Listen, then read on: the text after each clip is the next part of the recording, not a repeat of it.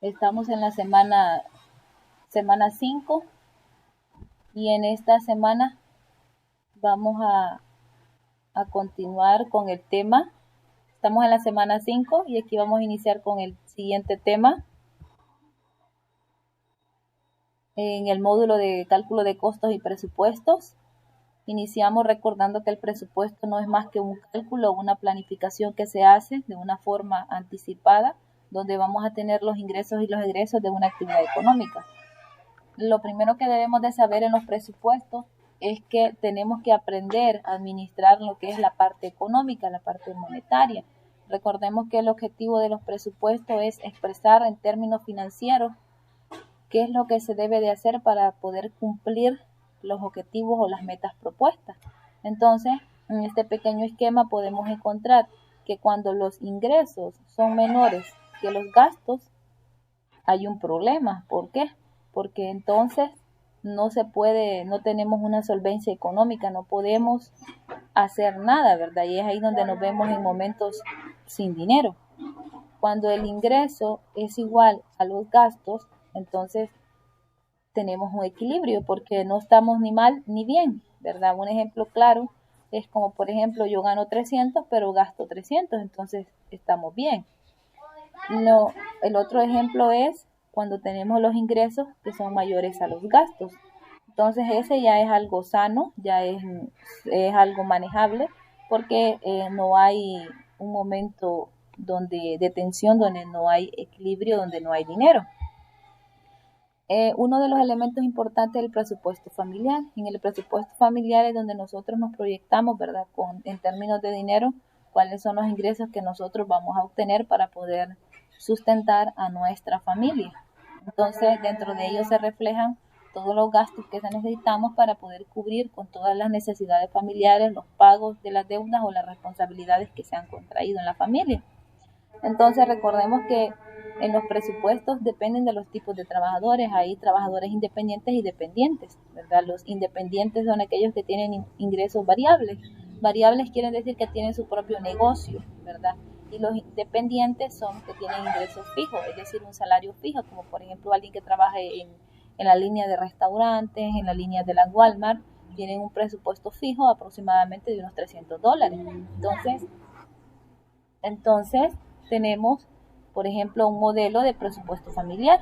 En el presupuesto familiar lo vamos a desglosar, que se puede perfilar para unos 4 meses, 5 o 6 meses, lo que ustedes designen, pero generalmente se va haciendo siempre mensual.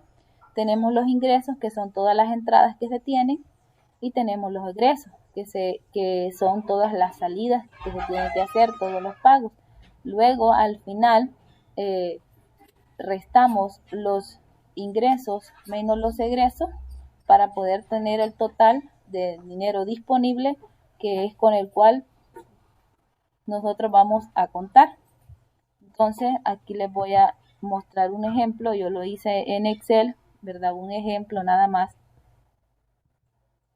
de cómo se hace. Entonces tenemos los ingresos. ¿Cuáles son los ingresos que nosotros tenemos? En este caso, por ejemplo, lo hago así a manera personal.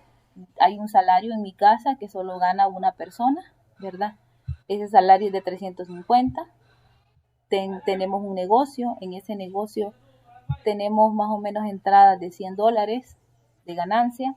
Rentamos una casa y en esa casa nos pagan $100 de renta. Y algo otras entraditas que nos entran, como por ejemplo nos mandan del extranjero, etcétera, etcétera, ¿verdad? Esta familia le mandan aproximadamente unos $300 en regalías.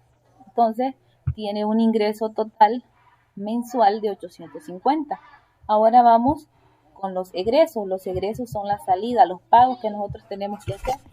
Entonces, ahí tenemos lo que son los servicios básicos. Los servicios básicos de cuánto pago de agua, $15, de luz, de teléfono, de internet, cable, ¿verdad? Si en la familia hay algún préstamo, ¿verdad?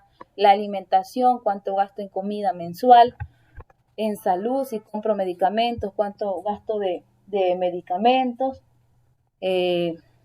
si le voy a comprar un traje a la familia, vea cuánto más o menos voy a invertir, y en entretenimiento, es decir, alguna salida, algún paseo corto que podamos tener.